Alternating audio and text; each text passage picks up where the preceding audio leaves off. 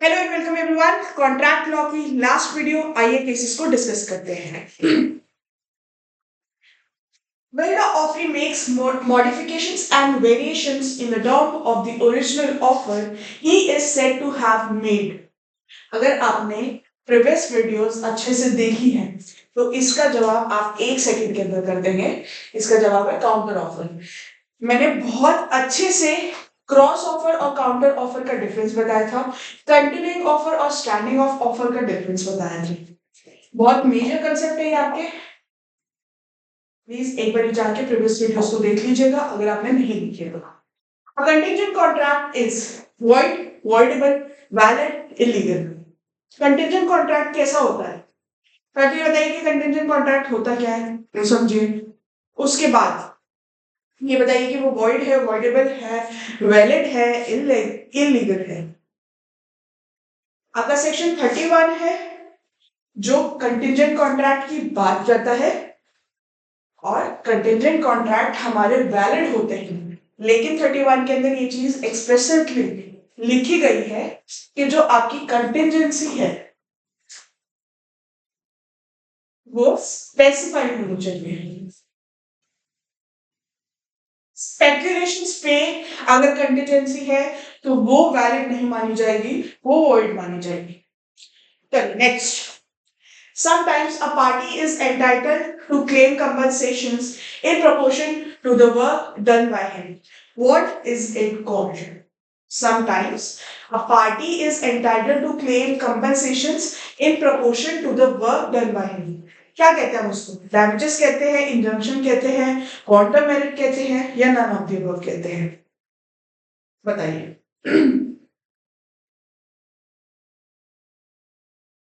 इसका correct answer है सी। उसको हम लोग क्वांटम मेरिट कहते हैं। क्वांटम मेरिट का मतलब होता है कि जितनी सर्विसेज या जितना काम सामने वाली पार्टी ने करा है उतने काम का वो कंपनसेशन लेगा या उतने पैसे वो कलेक्ट करेगा, उसको कहते हैं हम लोग क्वांटम मेरिट। चलिए नेक्स्ट कंसेप्ट पढ़ते हैं। 54. According to enforceability, the contracts may be classified as valid contracts, void contracts, voidable contracts, या all of the above. Enforceability के बेसिस पे कॉन्ट्रैक्ट्स को कैसे क्लासिफाई करा जाता है? अब बिल्कुल दिमाग ना लगाने वाला ये कि क्लासिफिकेशंस जो है वो हमें ऑलरेडी दे रखी है, उनको कहते हैं all of the above. 55.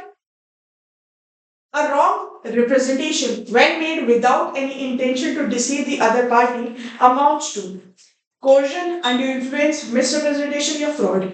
Wrong representation when made without any intention to deceive, यानी कि बोनाफाइड मिसरिप्रेजेंटेशन हुआ।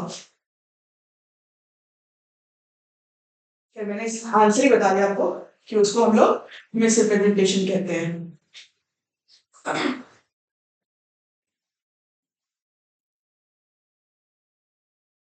Which one of the following is not the legal requirement of a valid offer?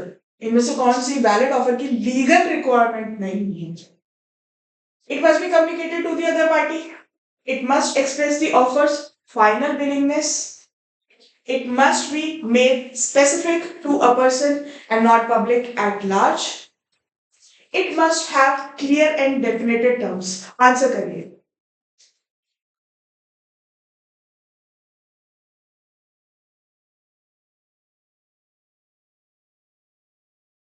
Correct answer.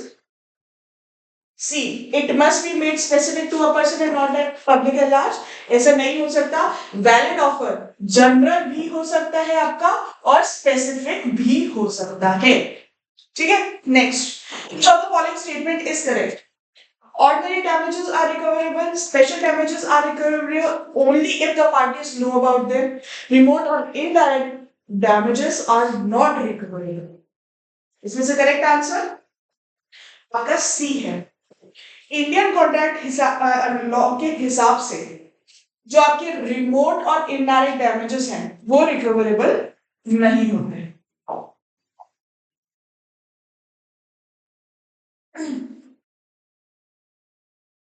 Can a person who is usually of unsound but occasionally of sound mind make a contract. Yes, he can always make a contract. Yes, but only when he is of sound mind. No, he cannot make a contract. Yes, he can occasionally make a contract. अब इसमें से दो option है जो हमारे confusion है. Option number B and option number D. Contract तो वो बना सकता है, ये चीज हम ऑलरेडी पढ़ चुके हैं जब हम लोगों ने सेक्शन 10 के जो इंग्रेडिएंट्स थे वो डिस्कस करे. अब यहाँ पे लिखा है yes he can occasionally make a contract, यानी कि वो पूछ रहा है हमसे ओकेजनली ऑफ साउंड माइंड. यहाँ पे पूछ रहा है occasionally of sound mind. Correct जो आपका more appropriate specific clear answer होगा वो होगा B, yes but only when he is of sound mind. 59. An agreement which is enforceable by law at the option of one or more of the parties thereto, but not at the option of the other or others is a valid contract. ये statement आपकी true है, false है, partly true है, partly false है.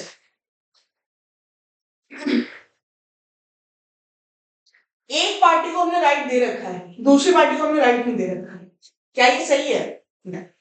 क्या ये valid contract होगा? बिल्कुल भी नहीं. ये है फॉल्स. इसको हम लोग कहेंगे voidable contract.